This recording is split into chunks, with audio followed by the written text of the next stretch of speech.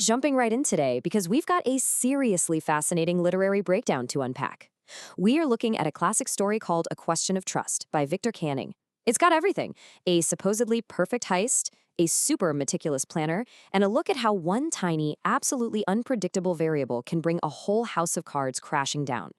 If you love a story with a brilliantly executed twist, you are definitely in the right place. Let's get into it.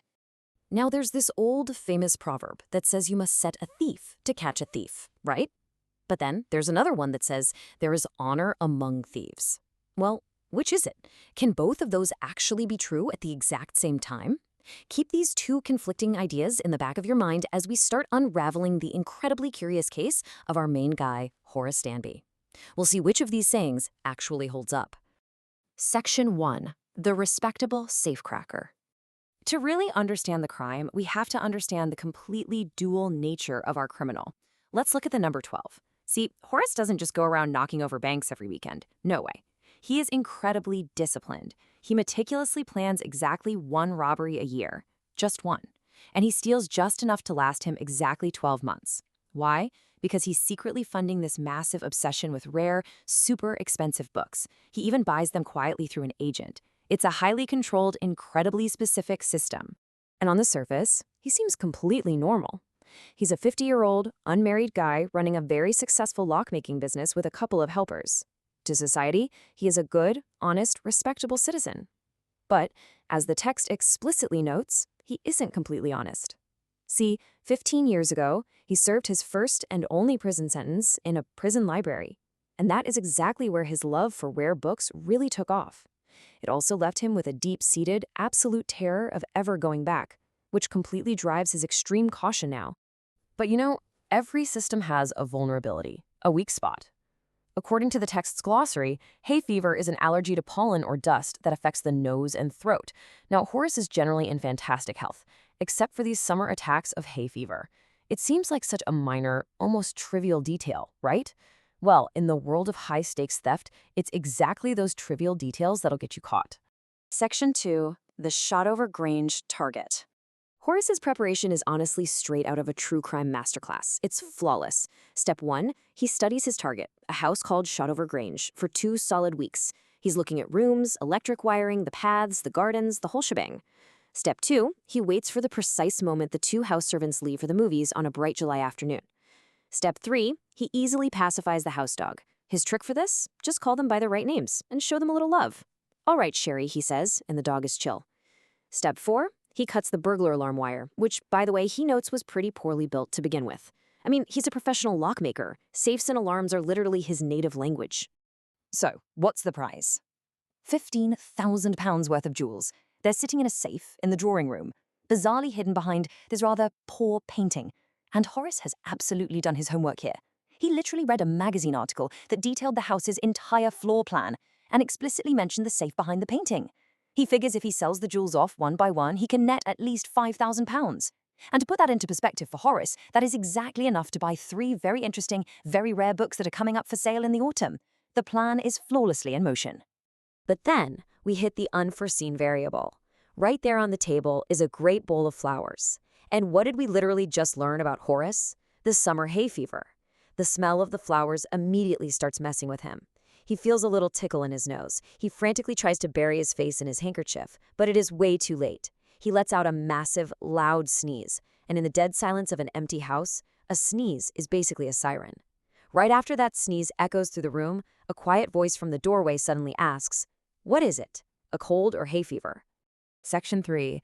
Enter the lady in red. The tension in this specific moment of the text is just palpable. Horace is caught completely red-handed. Standing right there in the doorway is a young, quite pretty woman dressed in red. She's got this quiet, kindly voice, but there's a very distinct firmness to it. And the dog, Sherry?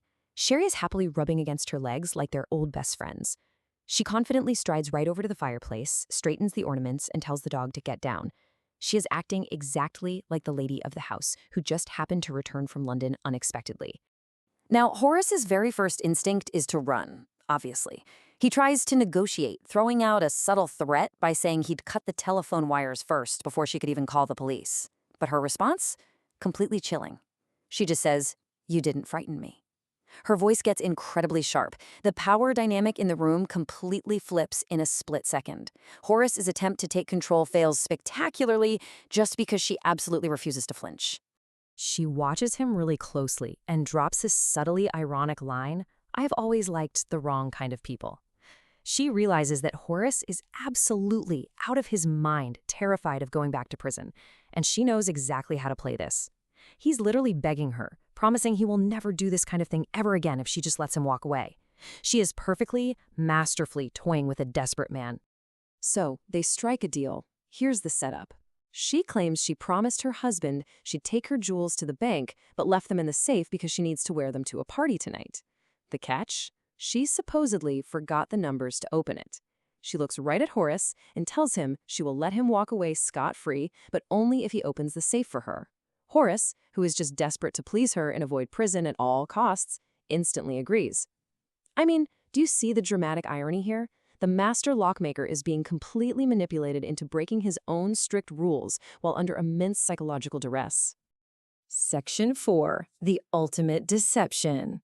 And here we are at the climax. This is where the whole thing falls apart, the exact moment of Horace's downfall. To be polite, to appease this woman who is literally holding his freedom in her hands, she offers to smoke, and Horace jumps to light her cigarette. In his eagerness to help out, he takes off his protective gloves to hand her his lighter. He is so hyper-focused on not going to prison, so laser-focused on getting that safe open for her within the hour, that he completely forgets his meticulous fingerprint protocols. He opens the safe barehanded, hands her the jewels, and walks happily away, genuinely thinking he just dodged a massive bullet. But here is the major twist. For 2 days, Horace keeps his promise not to rob anyone. But by noon on the third day, the cops arrest him. Why? Because the wife he met, that young, pretty woman in red who happily took the jewels off his hands, wasn't the wife at all. The actual wife of the owner of Shotover Grange is a gray-haired, sharp-tongued woman of 60. The lady in red was a rival thief. She used the context clues of the house, her own insane confidence, and Horace's blinding fear to get him to do all the dirty work for her. Unbelievable, right? The cold, hard facts are just undeniable at this point. Horace's bare fingerprints were plastered all over the room. And when he frantically tried to tell the police that the owner's wife had asked him to open the safe, the real 60-year-old wife stood right there and loudly declared his story was complete nonsense. Horace was caught flawlessly in a trap set by someone in his exact own profession.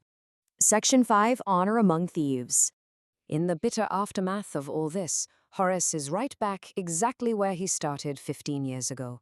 He is once again the assistant librarian in the prison. He spends his days stewing, thinking about that charming, clever young lady who was in the exact same profession as him and who tricked him so thoroughly. The text points out that today, Horace gets very, very angry whenever anyone brings up that old saying about honor among thieves. He learned the hard way that when survival and 15,000 pounds are on the line, professional courtesy absolutely does not exist. So I want to throw this back to you, pulling straight from the Think About It prompts in our source material. Do you think Horace Danby was unfairly punished, or do you think he got exactly what he deserved? I mean, on one hand, he was totally manipulated, lied to, and ultimately just did what he did to avoid prison after being cornered. But on the other hand, let's not forget he broke into that house with every intention of stealing 15,000 pounds to fund his book habit. Can a thief really complain about being robbed? And I'll leave you with this final provocative thought to take away from this explainer. Do intentions justify actions? Horace robbed the rich, sure, but he only did it to buy rare books. He wasn't violent, he didn't threaten society in the traditional sense. But does a good or refined intention excuse a dishonest act? Is it ever excusable to act less than honestly if you truly believe your ends justify the means? Think about Horace sitting in that prison library and let that question really sink in. Thanks for hanging out with me for this deep dive. Keep analyzing, keep questioning, and I'll catch you in the next explainer.